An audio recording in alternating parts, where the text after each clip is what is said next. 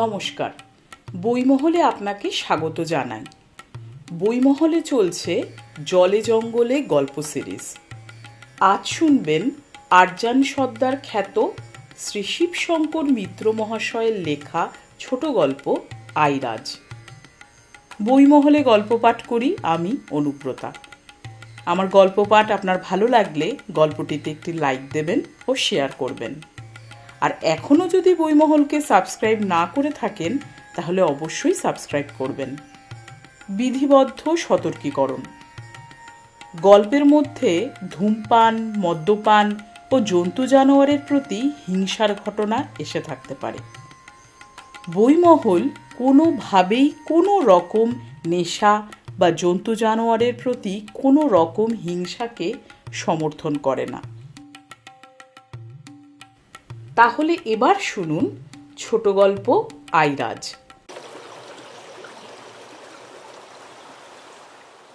বেশ কিছুদিন আগের কথা।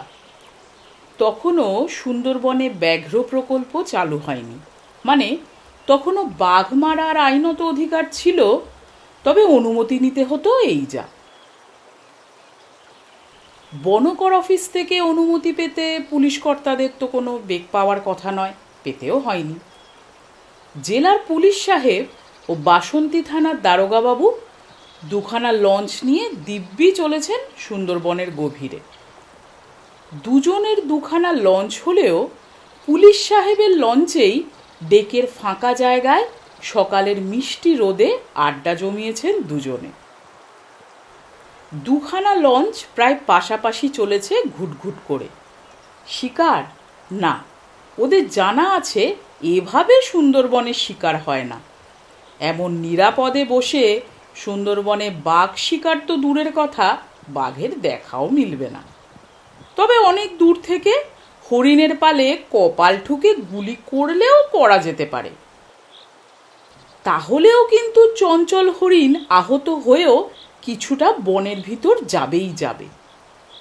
বনের কিনারায় সেই আহত শিকার অনুসরণ করলে আচমকা আক্রান্ত হওয়া মোটেই বিচিত্র নয়। এমন ঘটনা হামেশাই ঘটে সুন্দরবনে। বাঘ এই সময় হরিণের মাংসের লোভ ছেড়ে মানুষের মাংসের জন্য দুর্দান্ত হয়ে ওঠে, যে কোনো ঝুঁকি নেয় মানুষকে ঘায়েল করার জন্য। ওদের লঞ্চ দুটি ছোট্ট খাল দুগ্গদোয়ানি ছেড়ে গোমর নদীতে পড়ে তারপর কত নদী নালা ডিঙিয়ে দক্ষিণে এগোলো তার হিসেব নেই। পীরখালি, আধারমানিক, খোলাখালি, চরগাজি, অবশেষে বড়গাজি খাল পেরিয়ে নবাকি দোয়ানিতে পড়েছে। দোয়ানি মানে এইসব খাল বা নদী সাধারণত পূব পশ্চিম টানা হয়ে দুটো উত্তর দক্ষিণ টানা বড় নদী যোগ করে দেয়।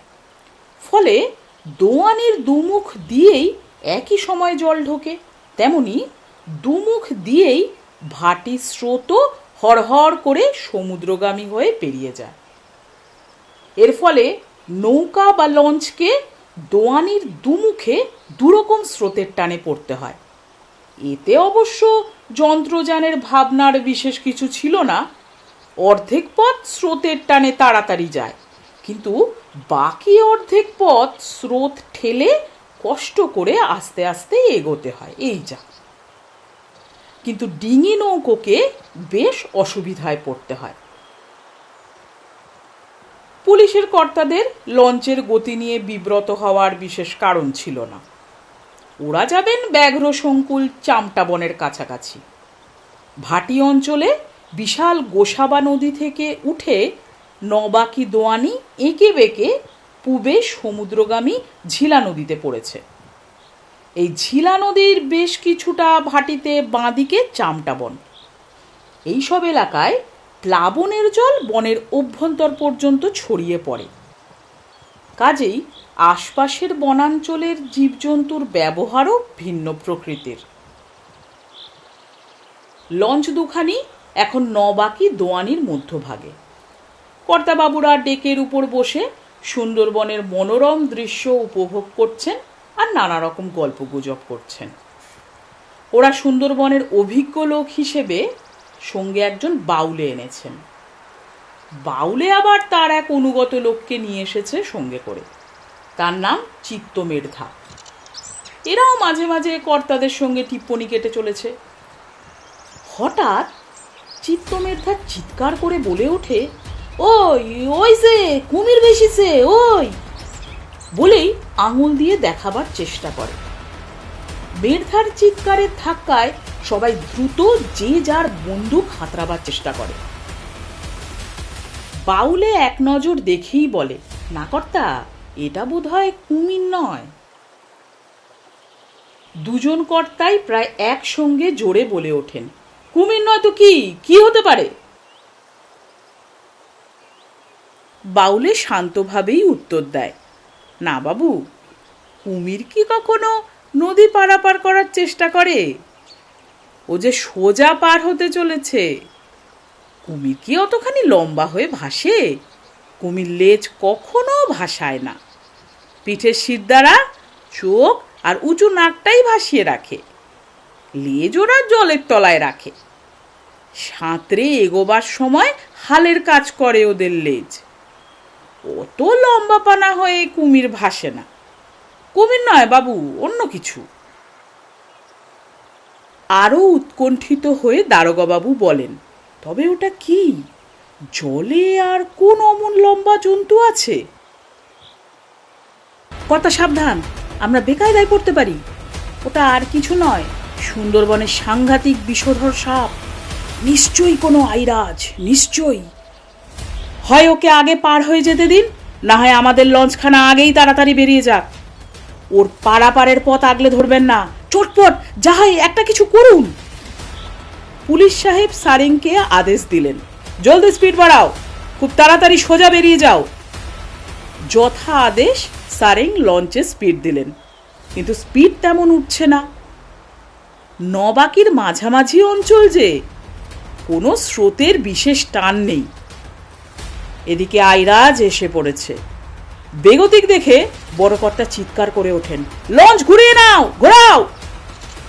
এ কথা আবার একজন সারেংকে তো বললে হবে না, দুটি লঞ্চই প্রায় পাশাপাশি চলছে।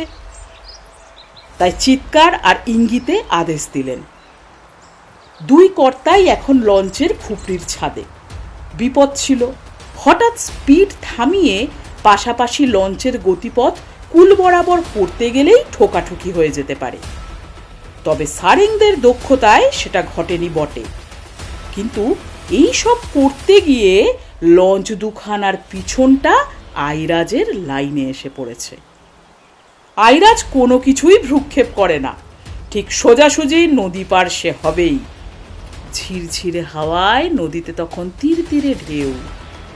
আইরাজ সে ঢেউয়ের মধ্যে মাথা উঁচু করে এগিয়ে আসছে। 1.5 বিঘত ফনাকে পেখমের মতো বিছিয়ে ধরার চেষ্টা করছে, যেন সামনে পেলেই ছোবল মারবে। লঞ্চ বাঁদিকে মোড় নিয়েছে, জলের তলার চাকাও তখন স্তব্ধ হলেও লঞ্চ দুটি গতিবেগের ঝোঁকে তীরের দিকে ছুটে চলেছে। আইরাজও লঞ্চের পেছনে শাঁ শাঁ করে এগিয়ে আসছে। লঞ্চ দুটো বোধহয় ওর শত্রু। এদের উপর তার ভয়ঙ্কর দাঁতের ছোবল মেরে মৃত্যুবিষ ঢালতে চায়। এবার খলবল করে লেজ নাড়াচ্ছে, কোনো মতে উঁচু হয়ে ফনা শূন্যে তোলার চেষ্টা, কিন্তু জলের উপর তেমন করে শক্ত হয়ে উঁচিয়ে ফনা তুলতে পারছে না। আরোহীরা কেউ ডেকে, কেউ বা খুপড়ির ছাদে। এমন নিরাপদ আশ্রয় থেকেও কেউ নিশ্চিন্ত নন। জলের উপর আইরাজের কিলবিলে গতি আর আক্রোশ দেখে সকলের বেশ ভয় ভয় করছে। বাউলের মনে হঠাৎই আশঙ্কা জাগে লঞ্চের দুপাশে নারকেল দড়ির গোছাগুলো নিয়ে। আইরাজ এগুলোর সন্ধান পেলে নিশ্চিত বেয়ে উপরে উঠে আসবে। মাঝি মাল্লা যাকেই হাতের কাছে পেল তাকেই চিৎকার করে বলল, শিগগির যা, কাতার গোছাগুলো টেনে উপরে তোল, যা যা, এখনই যা। কোনো কাছি জালির উপর দিয়ে যেন ঝুলে না থাকে, যা, এখনই যা। হঠাৎ আইরাজকে আর দেখতে পাওয়া গেল না। আইরাজ অদৃশ্য। লঞ্চের মুখটা কুলের পলিকাদায় আটকে যাওয়ার উপক্রম দেখে সারেং আগেই লঞ্চের চাকা উল্টো দিকে চালিয়ে দিয়েছে।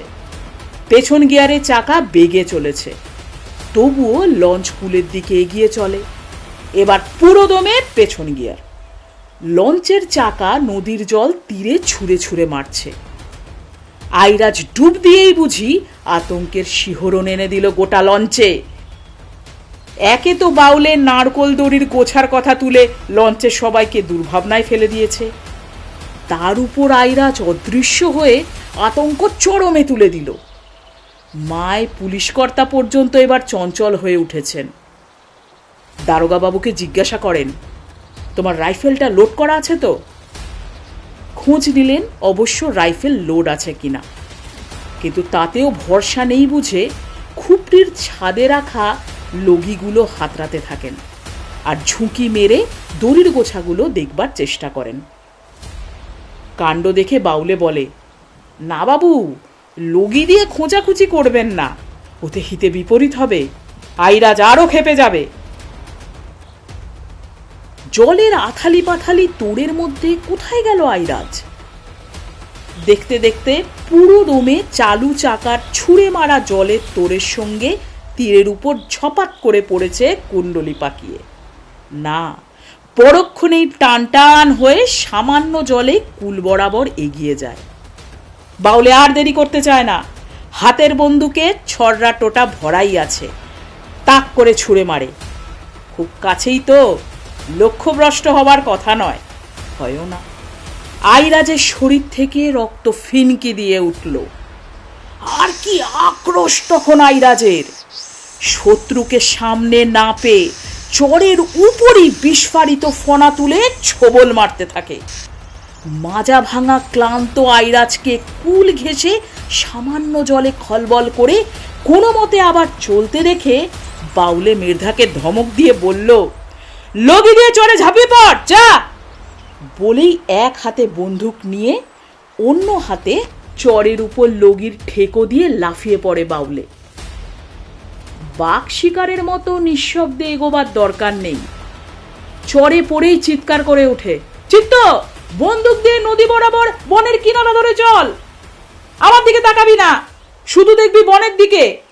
বড় মিয়া আবার আমাকে তাক না করে, এমন সুযোগের সন্ধানে বড় মিয়া থাকেই, বুঝলি তো চিত্ত?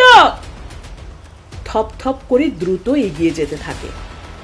হাতের লগিখানা উদ্যতভাবে ধরাই আছে, বেশ কিছুটা এগিয়েও গেছে। এমন সময় হঠাৎ থমকে পড়ে সে। সামনেই আইরাজ। কেন জানি এতক্ষণ পলির প্রলেপ দেওয়া চরে আইরাজ উঠবার চেষ্টা করেন। এবার আইরাজ চরে উঠবে নিশ্চয়ই। মাথা নিচু করেই বনের চত্বরের দিকে চর বেয়ে আস্তে আস্তে উঠতে থাকে। বাউলে মুখে আর কথা বলে না, শুধু আঙুলে তুড়ি মেরে মের্ধাকে ইশারা করে, আরে গোবিনা, দাঁড়া ওখানে। আইরাজ বনে উঠতে গিয়েও যেন থমকে যায়। বনের মুখে এখানে কুল বরাবর একটা দীর্ঘ হেঁতাল গাছের ঝাড়। জোয়ারের জল এসে এসে এই লম্বা ঝাড়ের তলদেশের মাটি ধুয়ে নিয়ে গেছে। ঝাড় ঝুঁকে পড়েছে চরের দিকে। বেশ দেখা যায় হেতাল গাছের অজস্র ঘন বিন্যস্ত শেকড় জলে ধুয়ে যাওয়া ফাঁকা জায়গায় ঝুলে আছে।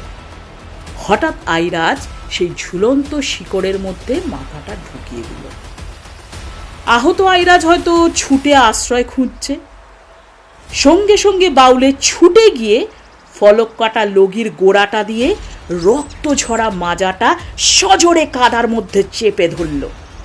অন্য সব কথা ভুলে বাউলের এখন লক্ষ্য আইরাজের দীর্ঘ লেজ। এই লেজের আওতায় একবার পড়লে বাউলেকে জড়িয়ে চেপে হাড়গোড় গুঁড়ো করে দেবে। শত্রুর সঙ্গে লড়বার এ এক মহা অস্ত্র। না, বাউলে প্রথমে দেখেই বুঝে নিয়েছে সে ভয়ের বোধহয় কারণ নেই।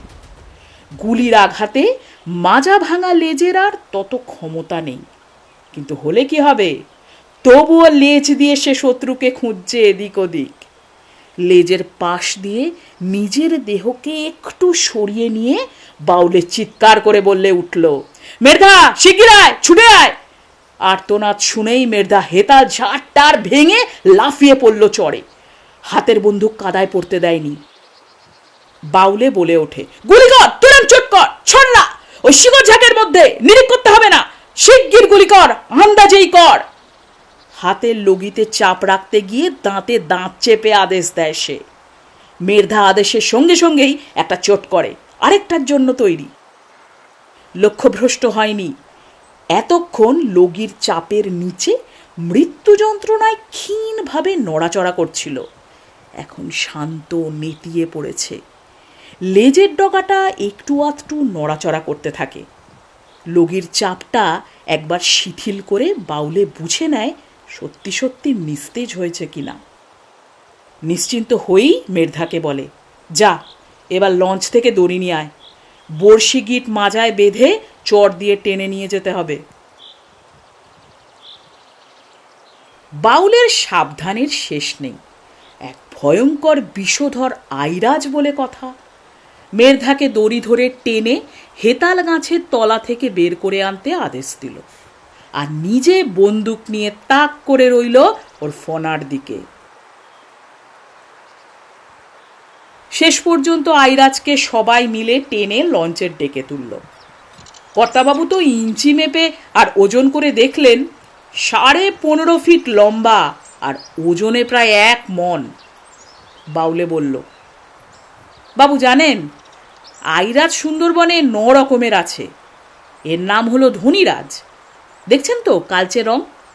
আর সাপেদের মধ্যে আইরাজেরই দাঁত খুব বড়, যেখানে ছোবল মারে ছিন্ন ভিন্ন হয়ে যায়। আইরাজের মধ্যে দুধরাজ আর ভীমরাজও আছে। দুধরাজ দেখতে সাদা ধবধবে, কত বড় ফনা দেখেছেন, মাথায় এই যে এই দেখেন বড় চক্রচিহ্ন, দেখতে কি সুন্দর বলুন তো, আর কি শক্তিধর, বাপরে। বর্ণনার ঝোঁকে পুলিশ সাহেবের দিকে তাকিয়ে বলে, আচ্ছা কর্তা সাহেব, শুনছি আপনারা কিছুদিনের মধ্যে সুন্দরবনে ব্যাঘ্র প্রকল্প চালু করবেন, কিন্তু আপনারা কি সুন্দরবনে আইরাজ প্রকল্প করতে পারেন না? এদের ফনা দেখলে ভিড়মি খেতে হয় বটে, কিন্তু দেখতে কি সুন্দর। বাঘের মতো এরাও তো বনের রক্ষক, তাই না? পুলিশ কর্তা মৃদু হেসে বললেন, তা তো হলো, কিন্তু তুমি তো নিজেই আইরাজকে মারলে, তা আবার প্রকল্প করে ওদের বাঁচাতে বলছো? বাউলে এবার মাথা নিচু করে বলল, বাবু, সাপটাকে আপনারা আগেই লঞ্চের চাকায় আধমরা করে ফেলেছেন। আমরা সাপকে কখনো আঘাত করি না, ওরাও আমাদের আমল না দিয়ে চলে যায়। সুন্দরবনের চালু নিয়ম, আঘাত করে কোনো সাপকে কোনো দিন ছেড়ে দিতে নেই, তাকে শেষ করে তবে বাঁচোয়া, নইলে এরা শোধ নেয়। আহত সাপ একদিন না একদিন শোধ নেবেই নেবে, শত্রুকে এরা চিনে রাখে।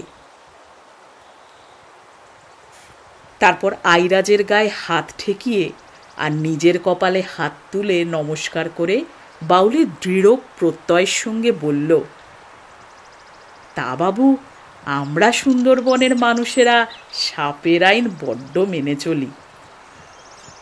আমাদের যে এদের সঙ্গেই বাস করতে হয় কি না।